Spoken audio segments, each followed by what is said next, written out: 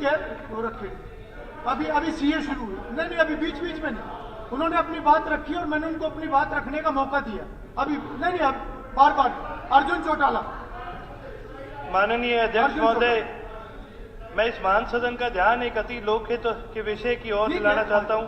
कब देंगे वो कि गरीब परिवारों के बच्चों को मुफ्त शिक्षा के लिए आप ऐसे बातें नहीं कर सकते, की गई चिराग योजना, ऐसे बातें नहीं कर सकते। अभी सीए चल रहा है, नहीं ऐसे इंटरप्ट ना करें, ऐसे इंटरप्ट ना करें। मेरा अनुरोध है आप लोग बैठिए, मेरा अनुरोध है आप लोग बैठिए प्लीज। अर्जुन चौटाला जी, आप अपना नोटिस पढ़ें। नहीं ठीक है, उदा साहब नहीं, अभी कॉलिंग अटेंशन मैंने एक्सेप्ट किया, अगला भी मैंने किया हुआ है, मैं उस पर चर्चा कर, मैं उसमें कराना चाहता हूं, ऐसे बीच में नहीं। ये तो डिस्टर्ब करने वाली बात है उसको। नहीं अगर मैंने समय पूरा दिया है तो आपने पूरा विषय रखा है ना अपना। हाँ ठीक है, वो देंगे पर वो समय ऐसा नहीं बताया जा सकता कि अभी देंगे। वो देंगे जवाब, वो देंगे, सरकार जवाब देगी। चलिए अर्जुन जी आप अपनी बात रखिए। माननीय अध्यक्ष महोदय, मैं इस महान सदन का ध्यान गीता जी प्लीज एक अति लोकहित के विषय की ओर दिलाना चाहता हूँ। आपने भी बोलना है, ऐसे उनको भी बोलने दीजिए, आपने भी बोलना है इसके बाद, प्लीज बैठिए। चलिए कि गरीब परिवारों के बच्चों को मुफ्त शिक्षा के लिए शुरू की गई चिराग योजना, यानी मुख्यमंत्री हरियाणा समान शिक्षा राहत सहायता एवं अनुदान के तहत शिक्षा निदेशालय की ओर से सभी जिला शिक्षा व मौलिक शिक्षा अधिकारियों को हिदायत जारी की गई कि 1,80,000 रुपये सालाना की आय वाले गरीब परिवारों के बच्चों को इस योजना का लाभ मिलेगा। इस योजना के तहत प्राइवेट स्कूलों में एडमिशन देने के एवज में सरकार की ओर से उन स्कूलों को आर्थिक सहायता दी जाती है, परंतु प्राइवेट स्कूलों में इस योजना के तहत गरीब बच्चों को दाखिला देने के लिए आनाकानी कर रहे हैं, जिस कारण उन बच्चों की शिक्षा प्रभावित हो रही है।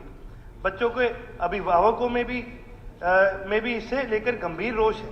सरकार सदन में अपना बयान देकर स्थिति को स्पष्ट करे। अब माननीय शिक्षा मंत्री अपना वक्तव्य प्रस्तुत करें। अब माननीय स्पीकर साहब, मैं थोड़ा सा इसके बारे में बताना चाहता हूँ। भारत सरकार ने 2009 में निःशुल्क व अनिवार्य बाल शिक्षा अधिकार अधिनियम लेके आए। अब उसमें स्पीकर सर, जो मान्यता प्राप्त प्राइवेट स्कूल हैं उसमें जो पहली क्लास से या एलकेजी यूकेजी से जहाँ से भी वो स्टार्ट होता है वहाँ से उसमें एडमिशन का प्रावधान। तब तत्कालीन माननीय मुख्यमंत्री जी ने ये सोचा कि भाई जो बच्चे दूसरी क्लास से वो इस अधिकार से वंचित क्यों रहे, तो इसलिए वो वंचित ना रहे, तो एक ये योजना चिराग योजना लेके आए। और उस योजना में साफ कहा कि जो भी इच्छुक हैं मान्यता प्राप्त स्कूल वो इसमें अपनी सीट पोर्टल पे, चिराग पोर्टल पे दर्शा दें, और जो उस एरिया के 1 किलोमीटर 2 किलोमीटर का जो रेंज है उस परिधि के जो बच्चे हैं जो उसमें एडमिशन लेना चाहते हैं वो उसमें एडमिशन ले लें। अब सर इसमें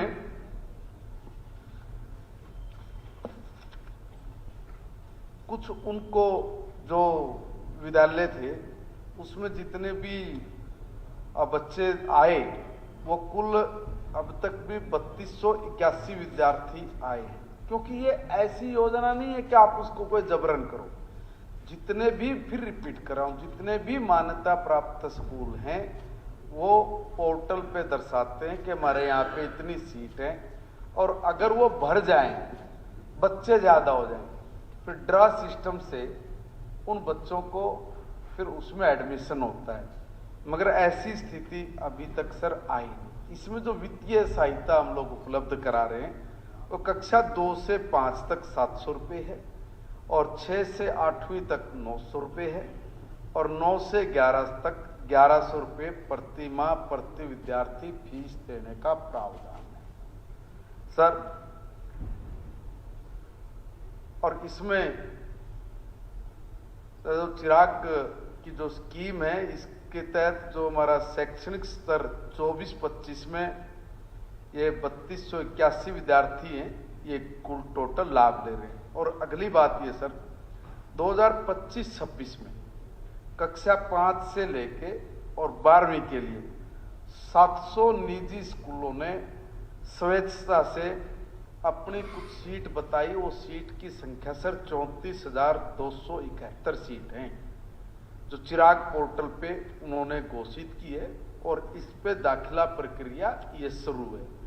कहीं ऐसी कोई बात नहीं निकल के आ रही, ना कहीं किसी स्कूल की तरफ से, किसी बच्चों की तरफ से या पेरेंट्स की तरफ से कोई इस तरह की शिकायत भी नहीं मिली है कि भाई जिसमें कोई इस तरह की बात आई हो, कोई आनाकानी की बात आई हो।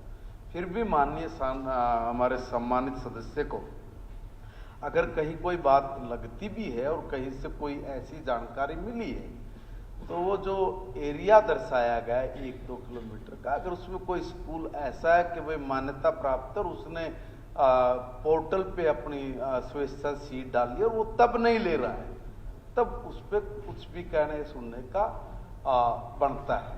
अदरवाइज ये स्कीम बहुत सोच समझ के चलाई गई सर, इसका बहुत अच्छे से बच्चों को लाभ मिल रहा है।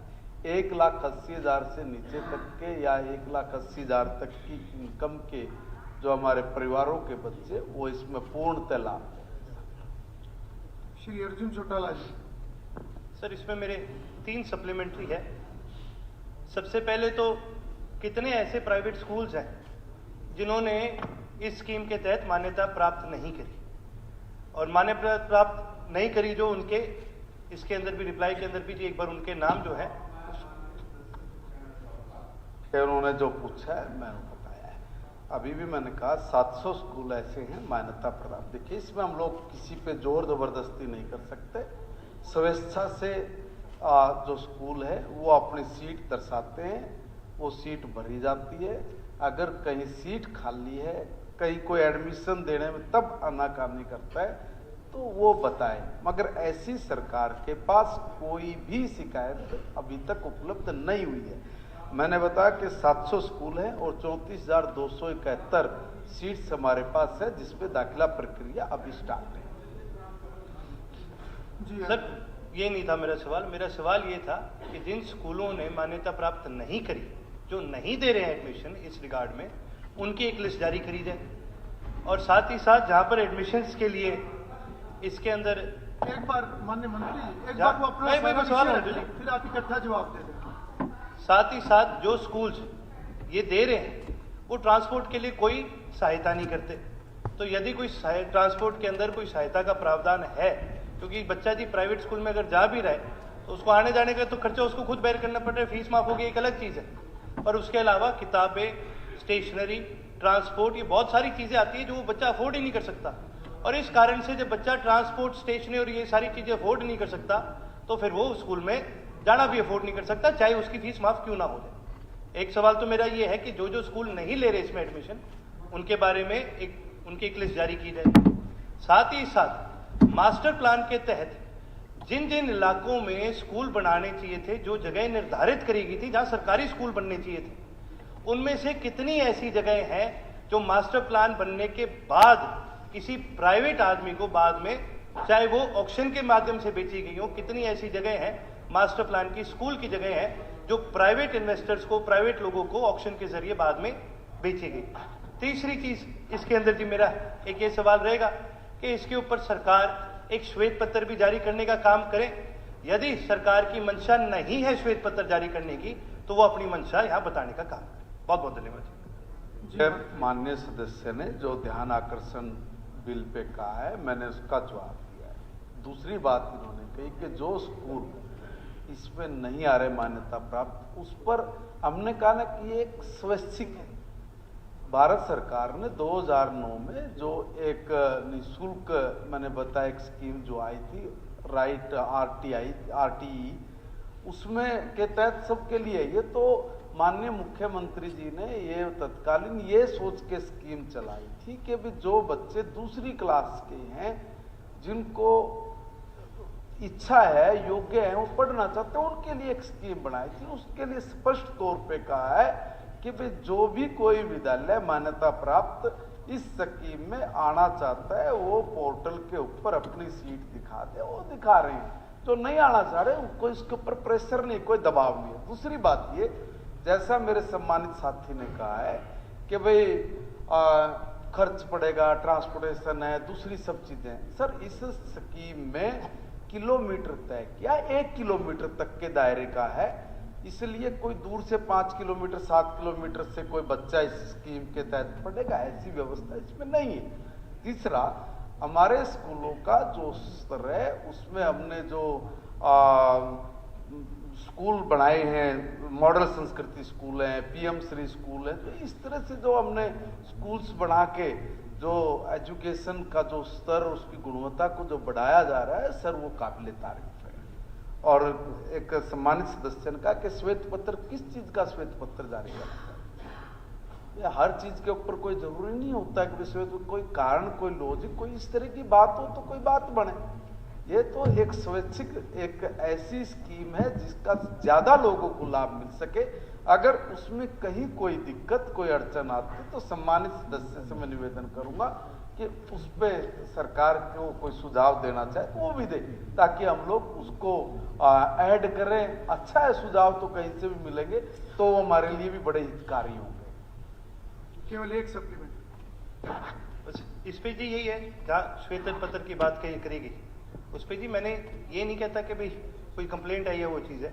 मैंने ये सवाल करा इसके ऊपर कि पहली बात तो मास्टर प्लान के अंदर जो जमीनें निर्धारित करी गई थी स्कूल बनाने की, आपने नोटिस दिया है हाँ जी, सीए का, क्या ये उसके अंदर है? ये विषय अलग है। नहीं, आपने एक योजना की इम्प्लीमेंटेशन के ऊपर आपने नोटिस दिया है। ये जो विषय आप बोल रहे हो ये बिल्कुल अलग है, क्योंकि सर आप उसी विषय पे कोई उसी विषय पे, उस पे, क्योंकि सर उसी के आप पूरे डिपार्टमेंट और पूरे सिस्टम पे सवाल नहीं कर सकते इसके। उसी के मैं माननीय सदस्य से आपके माध्यम से कहना चाहता हूँ सर, ये इस ध्यानाकर्षण से थोड़ा सा अलग हटके और मैं अपने भाई से निवेदन करूंगा कि इस पे अगर इनका कोई सुझाव है या कोई इस मामले में इनके पास कोई शिकायत है, दोनों में आप व्यक्तिगत भी मिलके या लिखित में मिलके भी हम लोगों को अवगत कराएं। सुझाव है उनको भी हम लोग एक्सेप्ट करेंगे, अगर कोई शिकायत इसमें है उसका भी निराकरण करेंगे। ठीक, सुझाव यही है कि इसके अंदर आप कम से कम ये इम्प्लीमेंट करें कि भाई इसके अंदर यूनिफॉर्म जो है उसका जो खर्चा है वो भी इसके अंदर है। क्योंकि सर मैंने यही बात पहले कही थी कि फीस तो चलो 1100 है, जो बच्चा 1100 नहीं अफोर्ड कर सकता जिसका परिवार, वो 3-3, 4-4 हज़ार की फीस और वो स्टेशनरी कैसे खरीद लेगा? ये जो प्राइवेट स्कूल होते हैं इनकी सर किताबें पता है कितनी महंगी है। ये तो मेरे ख्याल से जी सदन के अंदर कितने लोग होंगे जिनके बच्चे प्राइवेट स्कूल में पढ़ते हैं। किताबें जी सीबीएसई की, आईसीएसई की, जो कि आम चीज़ है, ये बहुत महंगी किताबें, और वहीं साथ साथ यूनिफॉर्म्स बहुत महंगी है। तो इसके ऊपर भी कम से कम, और नहीं तो इसके ऊपर एक पॉलिसी लेके आई जाए कि यूनिफॉर्म्स और किताबें बच्चों को प्रोवाइड करी जाए। मंत्री जी आप कुछ कहना चाहेंगे? सर मैं फिर रिपीट कर रहा हूँ, ये स्कीम जिन बच्चों को, योग्य बच्चों को लगता है कि हम लोग सरकारी स्कूल में से निकल के किसी मान्यता प्राप्त प्राइवेट स्कूल में जाना चाहते हैं, उसके लिए सरकार ने एक वैकल्पिक अच्छी सुविधा उपलब्ध कराई है। उसमें स्कूल भी कोई प्रेशराइज नहीं है, जो उस स्कीम में आना चाहता है वो आए, और जो बच्चा वहाँ पे जाना चाहता है वो जाए। उसके लिए फीस सरकार स्कूल को अवेलेबल। माननीय सदस्यगण, मैं सदन की जानकारी के लिए बताना चाहता हूं कि एसपीएस इंटरनेशनल विद्यालय पलवल के विद्यार्थीगण तथा अध्यापकगण आज सदन की कार्रवाई देखने के लिए दर्शक दीर्घा में उपस्थित हैं। मैं अपनी तथा सदन की तरफ से इनका स्वागत करता हूं। माननीय सदस्यगण, आज सदन में प्रोफेसर छत्रपाल सिंह पूर्व मंत्री अध्यक्ष दीर्घा में उपस्थित हैं। ये सदन उनका स्वागत करता है। माननीय सदस्यगण, मुझे श्री अशोक कुमार अरोड़ा विधायक से राज्य में राजकीय विद्यालयों की दयनीय स्थिति से संबंधित ध्यान आकर्षण सूचना संख्या 23 प्राप्त हुई है। मैंने ये सूचना आज के लिए स्वीकृत की है। इसी प्रकार से श्री मनदीप चट्ठा विधायक द्वारा दी गई ध्यान आकर्षण सूचना संख्या 30 को समान विषय का होने के कारण ध्यान आकर्षण सूचना संख्या 23 के साथ जोड़ दिया गया है। श्री मनदीप चट्ठा विधायक चर्चा के समय स्पष्टीकरणात्मक प्रश्न पूछ सकते हैं। इसी प्रकार से श्री बलवान सिंह दौलतपुरिया विधायक द्वारा दी गई ध्यान आकर्षण सूचना संख्या 36 को समान विषय का होने के कारण ध्यान आकर्षण सूचना संख्या 23 के साथ जोड़ दिया गया है। श्री